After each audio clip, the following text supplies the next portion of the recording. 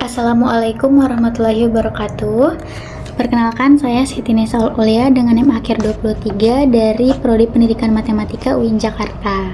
Nah, di video kali ini saya akan membuktikan hasil perhitungan pada skripsi menggunakan aplikasi SPSS. Kalau sebelumnya kita menyelesaikan masalah-masalah soal matematika menggunakan autograf, kali ini kita akan memanfaatkan aplikasi SPSS dalam perhitungan data penelitian skripsi. Nah, adapun data skripsi yang saya gunakan di sini adalah skripsi dengan judul Analisis Kemampuan Berpikir Komputasional Matematis Siswa dalam Menyelesaikan Masalah Kontekstual ditinjau dari Kemandirian Belajar, di mana dalam penelitian ini itu penulis membuat instrumen tes yang berisikan soal-soal untuk mengukur kemampuan berpikir komputasional matematis siswa, juga menyiapkan angket untuk menguji kemandirian belajar siswa. Nah, adapun datanya yang akan kita ujikan yaitu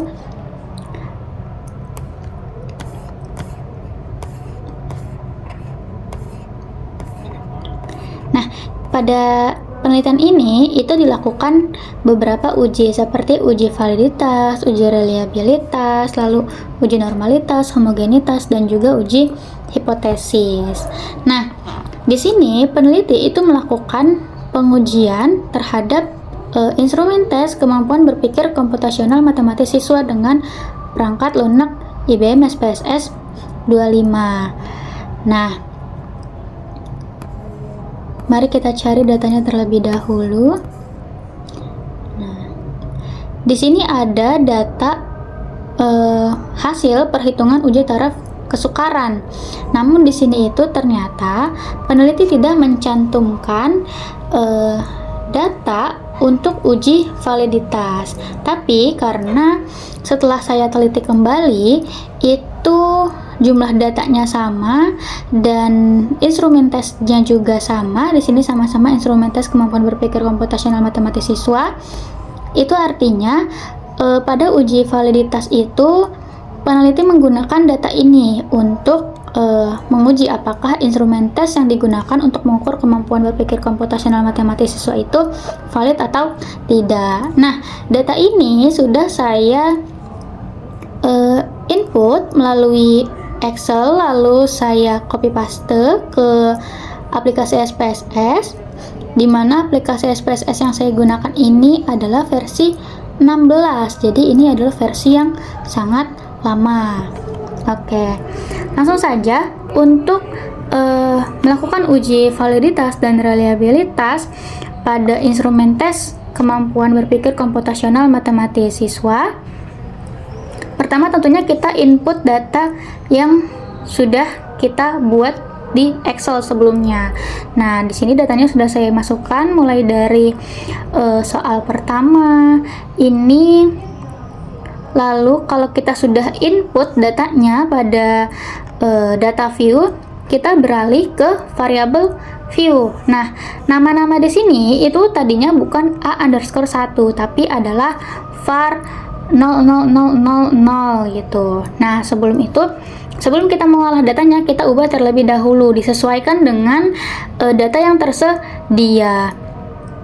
Kalau tadi di sini namanya itu ada 1A, 2A, 4A gitu. Nah, di sini saya kasih nama A_1, A_2 dan seterusnya sampai B_6 atau 6B. Dan yang terakhir adalah jumlah. Nah, selanjutnya untuk desimalnya kita jadikan 0 karena tadinya ini tuh adalah 2. Ini kita jadikan 0 semuanya ya. Mulai dari A_1 sampai jumlah. Lalu untuk measure-nya itu kita ubah menjadi ordinal, sedangkan yang jumlah itu tetap di scale. Nah, kenapa kita ubah ke ordinal? Karena data yang kita gunakan di sini adalah data yang berupa skala Likert. Jadi kalau kita lihat di sini datanya ada angka 3, 2, 1, 0 gitu ya, bukan data yang numerik gitu. Nah, setelah kita ubah measure-nya, desimalnya juga kita ubah menjadi 0, nanti tampilan variabel view akan menjadi seperti ini. Nah, untuk menguji validitasnya, kita beralih ke data view. Terus kita pilih analyze. Lalu pilih correlate. Kita pilih bivariate. Nah, kemudian kan akan muncul nih kotak baru seperti ini. Nah, teman-teman tinggal masukin aja semua tabel yang ada di sini ke dalam kotak variabel. Cara cepatnya teman-teman bisa klik CTRL plus A, terus klik panah. Nah, semuanya masuk ke kotak variabel. Nah, di bagian correlation coefficient, ini kita centang bagian personnya. Selanjutnya di test of significance-nya kita checklist yang to Tailor. Jangan lupa ini flex significant correlation-nya juga di checklist. Selanjutnya kita klik OK untuk mengakhiri perintah. Oke, gak langsung keluar.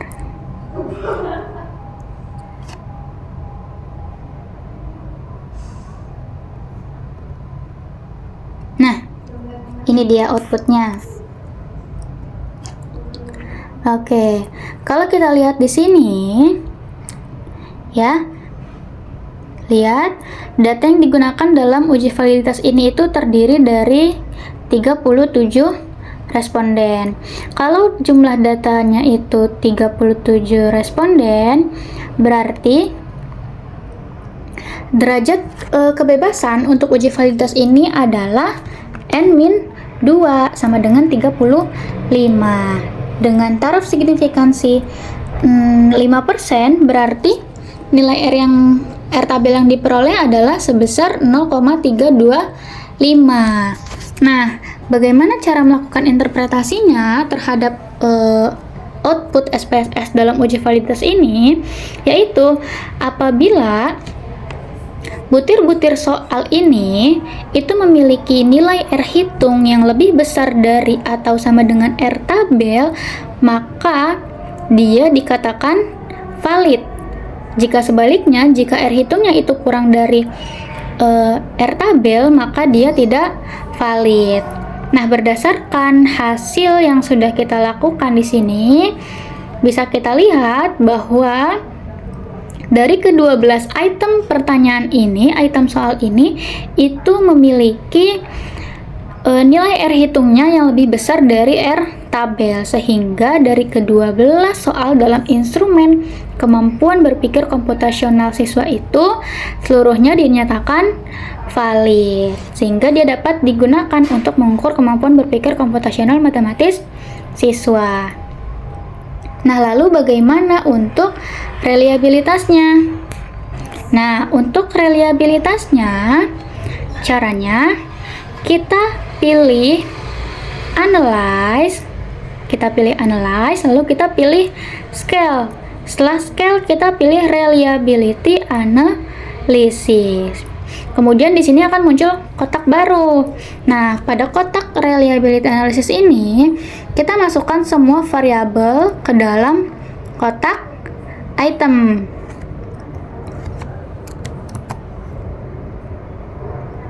Oke, kecuali untuk variabel jumlahnya. Jangan kita gabungkan. Nah, selanjutnya di sini, di model ini kita pilih alpha karena metode yang kita gunakan adalah untuk reliabilitasnya Cronbach alpha. Nah, jangan lupa untuk uji reliabilitas itu kita cek statistiknya, kita checklist scale if item deleted pada kotak deskriptif for. Nah, selanjutnya kita continue lalu klik OK. Nah, setelah itu akan muncul hasil reliability statistiknya. Mana yang kita lihat? Di sini kan ada 3 tabel ya. Ada case processing summary. Nah, case processing summary ini menunjukkan bahwa data yang valid itu N-nya ada 37 dan totalnya 37. Lalu untuk melihat apakah datanya itu instrumennya itu reliable atau tidak, kita lihat di reliability statistiknya. Nah, berdasarkan tabel Cronbach Alpha ini, itu nilainya sebesar 0,750, dimana dengan end of itemsnya itu 12. Tadi jumlah butir soalnya ada 12, ya kan?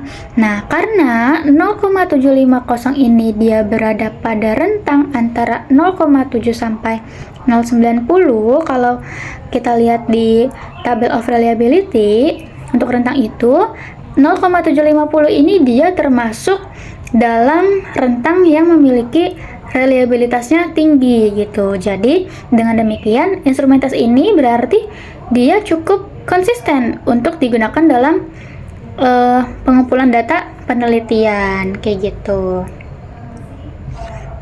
Nah, selanjutnya setelah kita menguji data validitas dan reliabilitas data instrumen tes KBKM atau kemampuan berpikir komputasional matematis, kita lakukan juga uji terhadap angket kemandirian belajar. Nah, di sini saya sudah siapkan datanya. Nah, di mana data angket kemandirian belajar ini dia terdiri dari 17 soal dengan sebanyak 112 responden. Nah, mari kita lihat di skripsinya. Oke.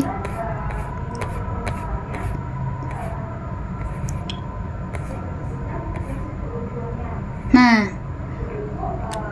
ini adalah data yang digunakan oleh peneliti skripsi untuk menguji validitas angket kemandirian belajar sebanyak 17 butir pertanyaan dan 112 responden.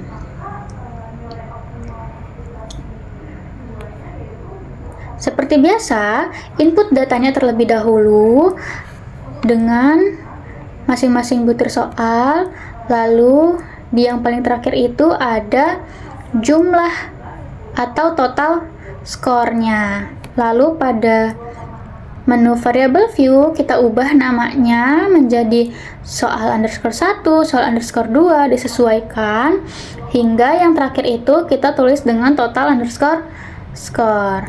Nah, desimalnya itu kita ubah menjadi 0 karena pada jumlah total skor itu dia bentuknya desimal, jadi untuk total skor desimalnya kita tetap 2 dan measure-nya sama, kita ordinal, kecuali yang total skornya kita tetap scale.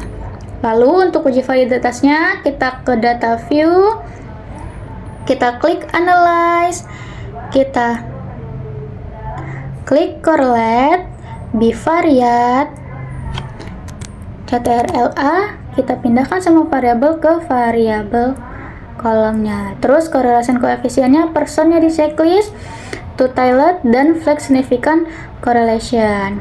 Klik OK.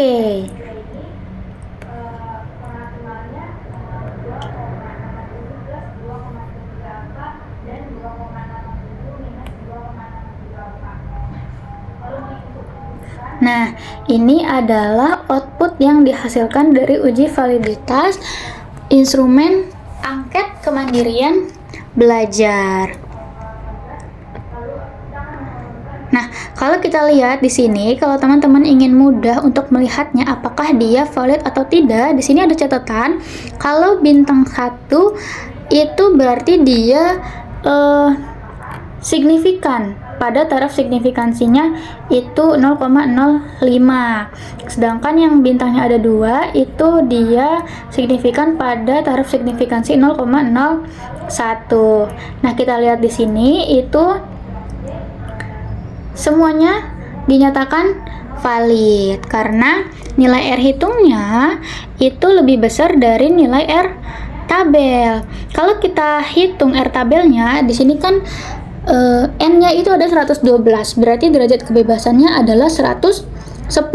Nah, untuk taraf signifikansi yang digunakan di sini yaitu 5%. Ketika taraf signifikansinya itu 5% dan jumlah datanya itu sebesar 112, derajat kebebasannya 110, berarti nilai R tabelnya adalah 0,186. Kalau kita lihat di sini, semuanya lebih dari 0,186. Artinya semua butir pada angket kemandirian belajar itu dinyatakan valid. Lalu untuk uji reliabilitasnya, kita klik analyze, lalu kita pilih scale, kita pilih reliability analysis. Nah, lalu kita masukkan ke kotak item kecuali total score. Lalu kita pilih alpha, statistiknya, scale if item deleted, kita checklist. Klik continue, lalu klik OK.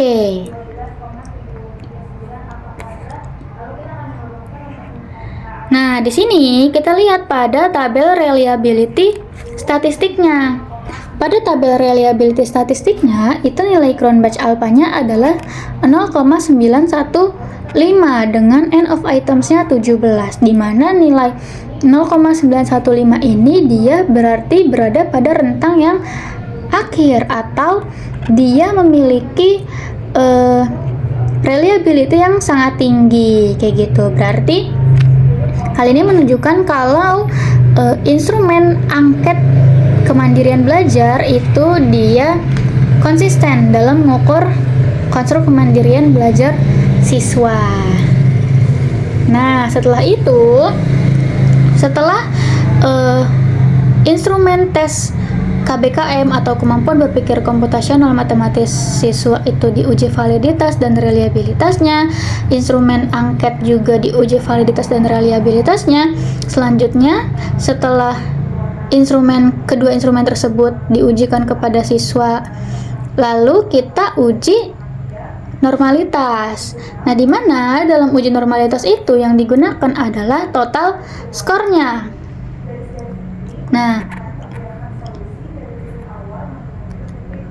Nah, di sini sudah saya siapkan data untuk skor dari total skor hasil uji instrumen KBKM atau kemampuan berpikir komputasional matematis siswa, dan juga untuk skor hasil uji kemandirian belajar, di mana dalam uji normalitas ini penulis skripsi itu menggunakan data yang disebar pada 112 responden, yaitu data yang ini. Nah, ini untuk yang kemandirian berpikir komputasional matematis, lalu yang ini untuk yang kemandirian belajar. Nah, kedua data ini total skornya yang akan kita uji normalitasnya. Nah, bagaimana cara melakukan uji normalitas? Pertama, kita input dulu datanya ke data view. Selanjutnya, jangan lupa untuk melakukan uji pada SPSS. Setelah menginput data view, itu variabelnya kita ubah terlebih dahulu. Ini karena sebelumnya sudah saya siapkan datanya, makanya namanya itu sudah berubah. Nah, teman-teman jangan lupa untuk ubah namanya pada tab variable view. Nah, di sini untuk nilai yang pertama itu diubah menjadi skor KBKM, jangan sampai kebalik. Terus yang kedua itu skor KB atau kemandirian belajar. Untuk desimalnya itu tetap 2 karena skornya itu berbentuk desimal. Ada angka yang bukan 0 di belakangnya, kayak gitu. Nah, terus untuk measure-nya kita gunakan scale. Selanjutnya untuk menguji normalitasnya itu kita ke data view. Kita ke data view, terus klik analyze, kita klik descriptive statistik, kita pilih yang explore. Nah, terus kan akan muncul nih jendela explore, ya kan? Nah, kedua variabel baik skor KBKM maupun skor KB itu kita masukkan kepada kotak dependent list. Nah, selanjutnya di sini ada statistik, ada plot, ada option. Kita pilih yang bagian plotnya.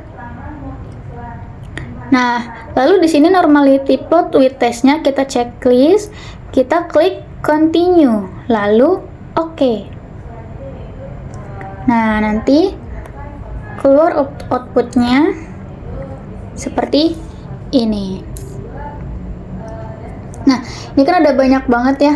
Ada normal Kiki plot of score KBKM, grafik-grafiknya.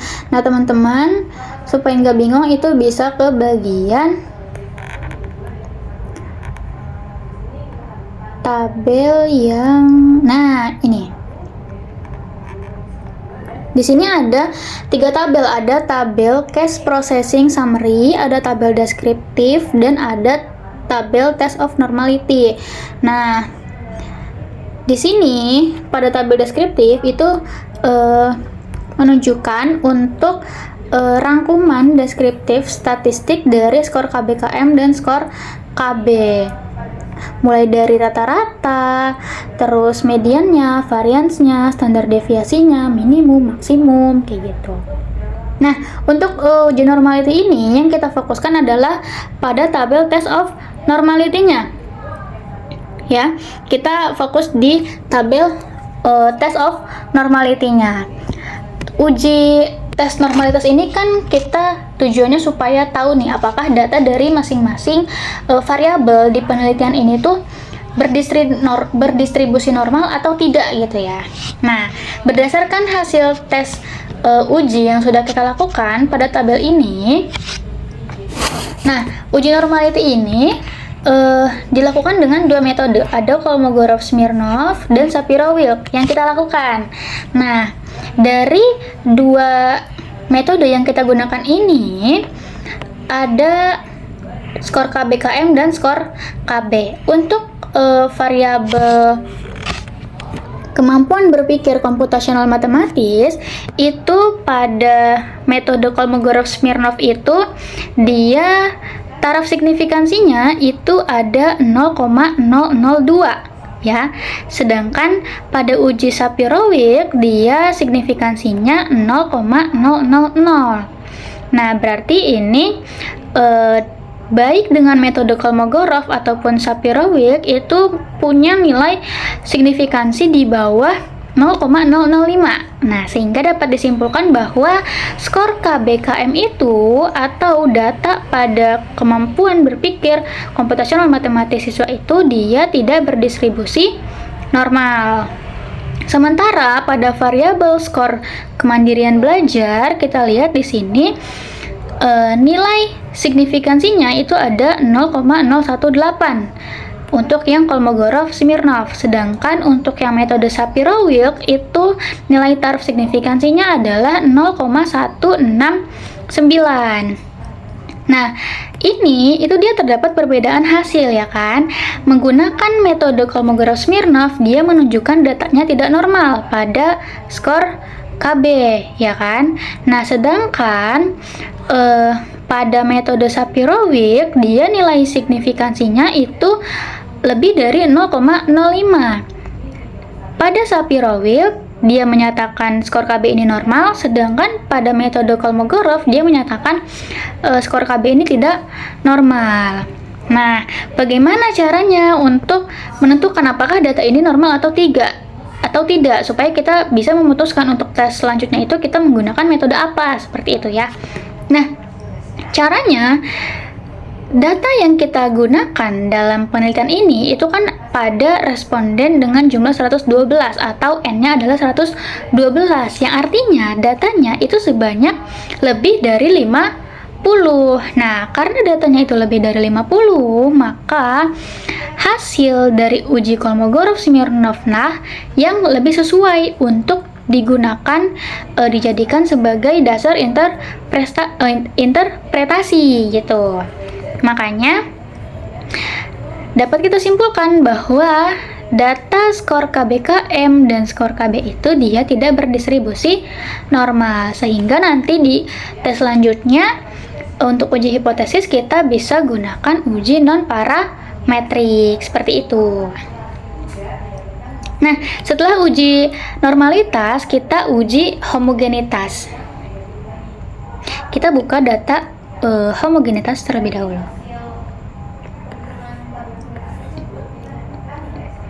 Nah, untuk uji homogenitas itu, data yang kita sajikan itu tidak ke samping, melainkan ke bawah. Jadi, data yang kita gunakan itu adalah kedua total skor dari dua variabel gitu.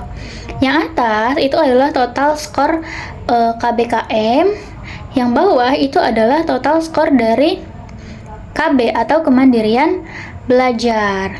Nah, datanya kita sajikan secara vertikal. Nah, sebelumnya pada variabel ini itu saya isikan dengan angka 1 pada data Excel.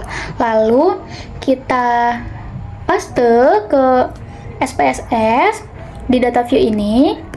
Ininya 1 untuk KBKM dan untuk KB atau kemandirian belajar itu 2. Nah, selanjutnya kita ubah di variabel view. Untuk kolom yang sebelah kiri itu sebagai skor, untuk kolom yang sebelah kanan itu sebagai variabel.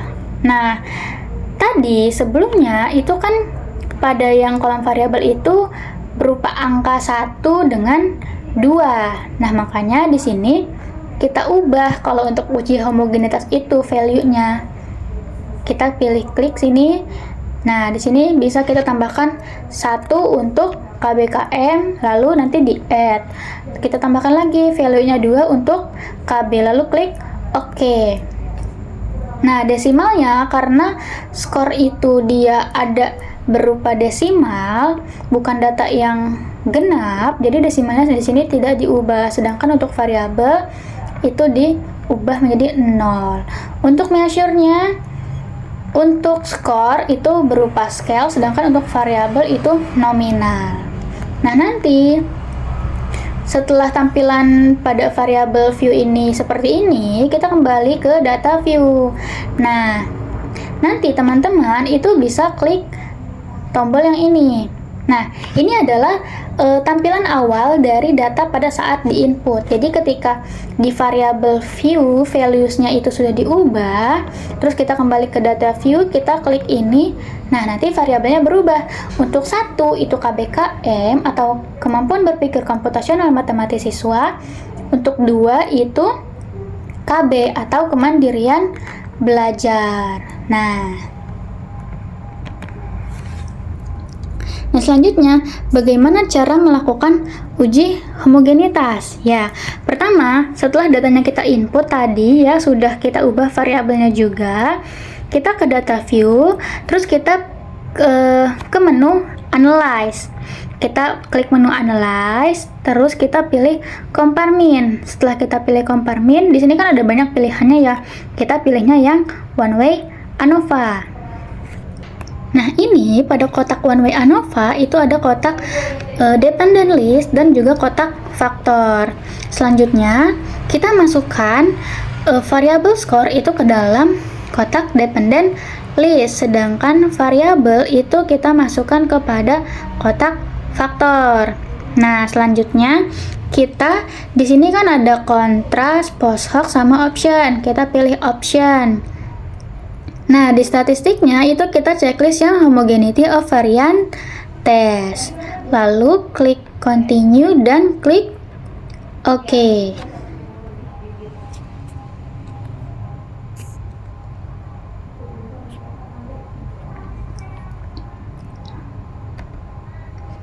Nah, di sini sudah keluar outputnya untuk test of homogeneity of variance.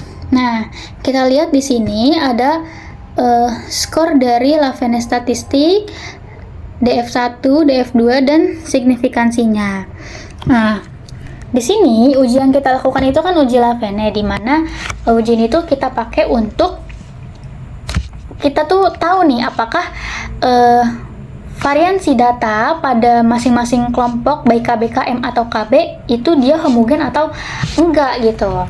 Nah, berdasarkan hasil uji yang ditunjukkan dalam tabel ini, nilai signifikansinya itu kan dia sebesar 0,000, yang berarti dia lebih kecil gitu, lebih kecil dari tingkat signifikansi 0,05. Artinya P value-nya dia lebih kurang dari 0,05. Makanya dapat disimpulkan kalau data pada penelitian ini itu dia punya variansi yang enggak homogen antar kelompoknya baik KBKM maupun KB. Jadi dapat disimpulkan kalau asumsi homogenitas variansnya dalam penelitian ini tidak terpenuhi. Nah, selanjutnya setelah melakukan uji normalitas, uji homogenitas, yang terakhir kita lakukan uji hipotesis. Nah, untuk uji hipotesis, karena data itu tidak berdistribusi normal dan juga dia tidak homogen, maka dalam uji perhitungan hipotesis ini kita gunakan uji korelasi menggunakan metode Spearman-Rho.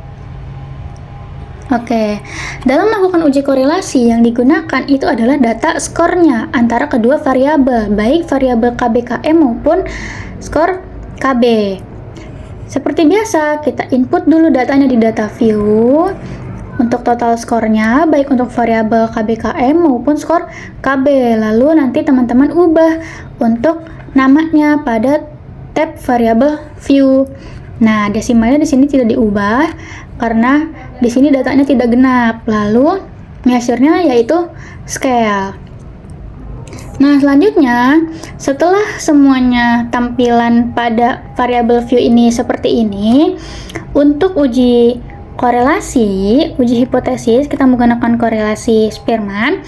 Kita kembali ke data view, terus kita klik analyze. Kita klik analyze, terus kita pilih correlate. Kita correlate, pilih bivariate. Nah, di sini kita masukkan semua variabel ke dalam kotak variabel. Nah, pada kotak correlation koefisiennya yang kita checklist adalah Spearman. Versinya kita unchecklist gitu. Lalu kita klik OK. Sehingga nanti muncul output SPSS-nya seperti ini. Nah, di sini berdasarkan hasil uji Spearman-Rho pada skor KBKM maupun skor KB itu diperoleh nilai koefisien dari korelasi Spearman untuk kemampuan berpikir komputasional matematis siswa dan juga kemandirian belajar itu sebesar 0,143, di mana di sini nilai signifikansinya itu sebesar 0,12132 yang ini nih. Untuk korelasi koefisiennya itu sebesar 0,143, sedangkan nilai signifikansinya 0,132. Nah, dari tabel ini, dari hasil tes ini, itu kan berarti menunjukkan bahwa nilai dari korelasi koefisiennya itu dia lebih kecil daripada nilai signifikansinya. Maka dapat kita ambil kesimpulan bahwa koefisien ini menunjukkan bahwa hubungan antara kedua variabel, baik itu kemampuan berpikir komputasional matematis siswa dan juga kemandirian belajar, itu dia bersifat positif lemah. Artinya apa? Maksudnya ketika skor kemampuan berpikir komputasional matematis siswa itu meningkat, skor kemandirian belajar juga dia ikut meningkat, tapi kekuatannya sangat rendah gitu secara statistik ya. Di sini kan nilai signifikansinya 0,132, di mana dia lebih besar dari 0,05. Berarti secara statistik dia tidak terdapat hubungan yang signifikan antara kemampuan berpikir komputasional matematis, dan juga kemandirian belajar pada tingkat kepercayaan 95%, kayak gitu.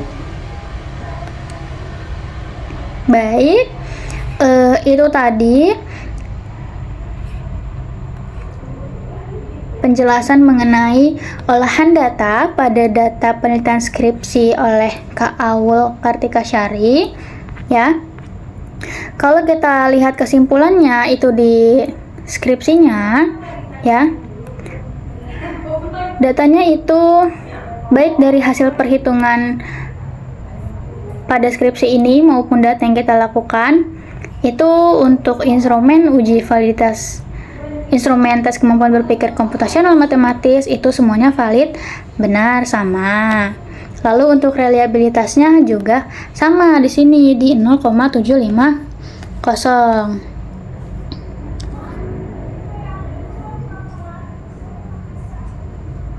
Baik, itu tadi penjelasan mengenai bagaimana perhitungan data penelitian skripsi Kak Aul dengan menggunakan aplikasi SPSS.